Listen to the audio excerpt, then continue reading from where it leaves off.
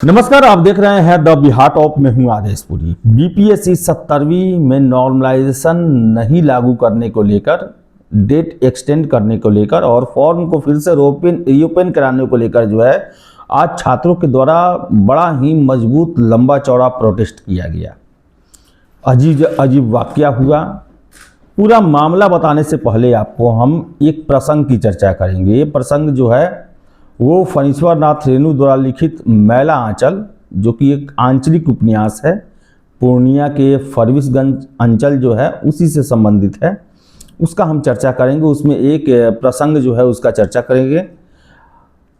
इस उपन्यास में बावन दास नाम का एक कैरेक्टर होता है जो कि गांधी जी का बहुत बड़ा फॉलोअर होता है।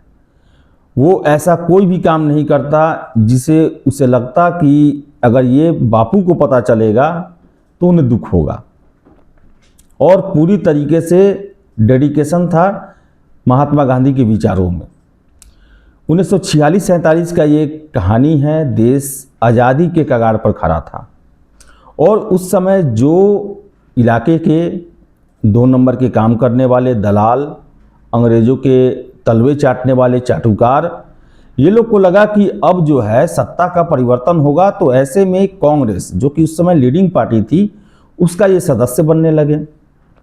आज़ादी मिली और इन्हें बड़े बड़े पद भी मिल गए, लेकिन करतूतें इनकी वही थी, स्मगलिंग करना, कालाबाजारी करना, 2 नंबर का काम करना। और इन लोगों के द्वारा जो है नमक, जो कि उस समय देश की ज़रूरत थी, पूर्वी पाकिस्तान जो अभी बांग्लादेश है, वहाँ तस्करी की जाने लगी। बावन दास को ये पता चला। देशभक्त आदमी थे वो। रोकने के लिए बैलगाड़ी के सामने खड़े हो गए कि नहीं, मेरे जीते जी जो मेरे देशवासियों का हक है वो दूसरे को नहीं दिया जा सकता।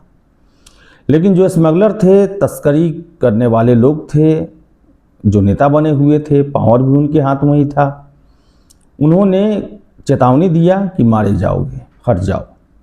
लेकिन बावन दास देशभक्त नहीं माने, मार दिए गए और मार के उनकी लाश जो है पूर्वी पाकिस्तान, जो कि अभी बांग्लादेश है, उधर साइड में फेंक दिया गया। पाकिस्तान के सैनिक आए, उन्होंने देखा कि ये तो इंडिया का है, उसे उठाकर फिर से इंडिया में फेंक दिए।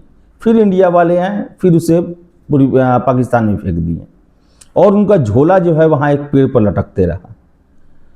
तो रियलिटी क्या है कि जो देश के लिए सचमुच में लड़ने वाले थे, देशभक्त थे, उनका हाल यही हुआ कि उनका आधा 100 भारत में और आधा 100 पाकिस्तान में कोई स्वीकारने को तैयार नहीं।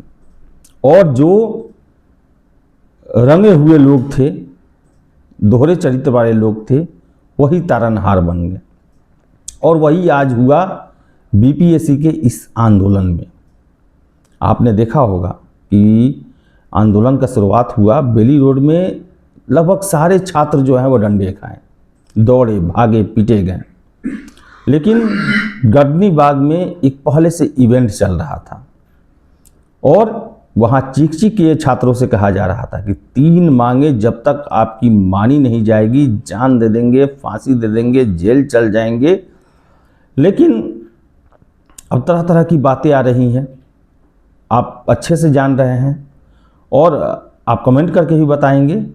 लेकिन बताएं आपको कि जैसे ही एक लेटर नॉर्मलाइजेशन को लेकर मान्य हुआ, सभी फरार हो गए और कुछ लोग अपने गिरफ्तारी का जो है उसको बहुत ये किया कि गिरफ्तार हो गए, डिटेन हो गए, और उन लोगों को छोड़ा गया घर पे, जो खबरें मिल रही है, छात्र बता रहे हैं। और जो मेन लड़ने वाला था, जिसने आंदोलन का आह्वान किया था, जिसके नाम पर सारे छात्र जो हैं सुबह से शाम रात तक जो हैं इकट्ठा रहे हैं, उनके सोशल मीडिया से पता चल रहा है कि उनको गिरफ्तार कर लिया गया है।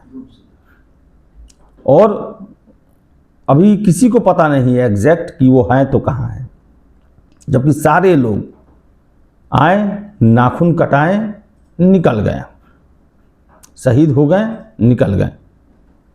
जबकि छात्र ठगे के ठगे महसूस कर रहे हैं। उनका कहना है कि आखिर हमारी मांगों को पूरा माना कहाँ गया।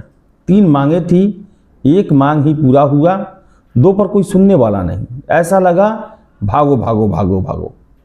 और 5-6 घंटे तक ऐसा ऐसा खेल हुआ, ऐसा ऐसा वादा किया गया, नारा लगाया गया, बात कहा गया और 2 गुट में बट गए। जो नेतृत्व करता था उसको भी जो है मंच शेयर करने का मौका नहीं दिया गया। अब क्या चल रहा है भगवान जाने, इरादे ठीक नहीं है, लेकिन अब क्या इरादा है अब वही जाने। और जो मैं हमेशा से एक बात का जिक्र करता हूँ, ये जो लोग हैं वो हैं, जो दिखते नहीं, जो दिखते हैं वो हैं नहीं। और आज लाइव जो है इनका नौटंकी न जाने कितने हजार छात्रों ने देखा। बहुत नाराज हैं छात्र, बहुत सारे आरोप लगा रहे हैं। और आपको मैं बता दूं कि ये आंदोलन शुरू तो हुआ था नॉर्मलाइजेशन के लिए, और जैसे ही छात्रों से बात हुई और उनके डिमांड, तो डेट एक्सटेंड करना जो है वो प्रमुख मांग बन गया था। दोपहर तक मुझे एहसास हो गया कि ये जो है सारे छात्रों की मांग है कि डेट को एक्सटेंड किया जाए और फॉर्म फिर से रीओपन किया जाए, 93,000 कैंडिडेट्स को मौका दिया जाए फिर से फॉर्म फिलअप करने का। और हम शाम को आपने मेरा लाइव देखा होगा, मैंने इस बात का जिक्र किया कि छात्रों की मांग जो है अब सिर्फ नॉर्मलाइजेशन नहीं है। अलग बात है कि आज सुबह तक जो है वो ये सामने उभर के नहीं आया था, लेकिन जब छात्रों से डायरेक्ट मुलाकात हुई, बात हुई, उनसे मैंने बाइट लिया, लगभग आज 200-300 छात्रों से मैंने बात किया ही होगा। उनका सबका यही कहना था नॉर्मलाइजेशन तो ठीक है लेकिन डेट अब एक्सटेंड होना चाहिए, क्योंकि जो ये माथापच्ची हुआ है कोई नहीं पढ़ा है, कोई अच्छे से नहीं देख पाया। समझिए हम लोग का कितना दिन जो है बर्बाद हो गया इसी के चक्कर में। लेकिन बता दें कि जैसे ही ये नोटिस बीपीएससी के द्वारा दिया गया, सारे लोग फरार होने लगे। और वैसे लोग आप देखिएगा, वीडियो चला है कि इन तीनों मांगों के अलावा जो है हम कहीं भी डिगने वाले नहीं हैं, मर जाएंगे, जेल चले जाएंगे, फांसी चढ़ जाएंगे। कुछ लोग थे जिनका सीधे सरोकार था कि नॉर्मलाइजेशन से लेकर, कुछ शिक्षक भी थे जिनका शुरू से था कि हमको नॉर्मलाइजेशन से मतलब है, क्योंकि ये जो है बहुत बड़ा गेम चेंजर हो जाएगा बीपीएससी के छात्रों के साथ। तो चलिए, उनका तो मैं स्वीकार करता हूं कि उनकी मांगें पूरी हो गई, वो चले गए। लेकिन एक बहुत बड़ा संख्या था और उसको लेकर जो है लगातार बयानबाजी किया गया कि आपका तीनों मांग जो है वो होना ही चाहिए। और नाखून कटवाकर शहीद बनना, बावन दास का भी पता नहीं है। उनके सोशल मीडिया से ही पता चल रहा है कि उनका भी पता नहीं है कहाँ है। आशा करेंगे कि छात्र नेता दिलीप जो हैं सकुशल उनको रिहा किया जाए, जिस तरह और लोगों को रिहा किया गया। और जो मांगे हैं, अब देखिए छात्र आगे क्या निर्णय लेते हैं। क्योंकि मैं वहाँ था और छात्रों का कहना था जब नोटिस निकला उसके बाद भी कि हमारी अभी पूरी मांगे नहीं पूरी हुई है। लेकिन उसके बाद जो है अफरा तफरी मचा, दम लगा कि अब चलना चाहिए। और कई छात्र कह रहे हैं कि सारा खेल प्लांटेड था। अब क्या रियलिटी है आप ही बताइएगा।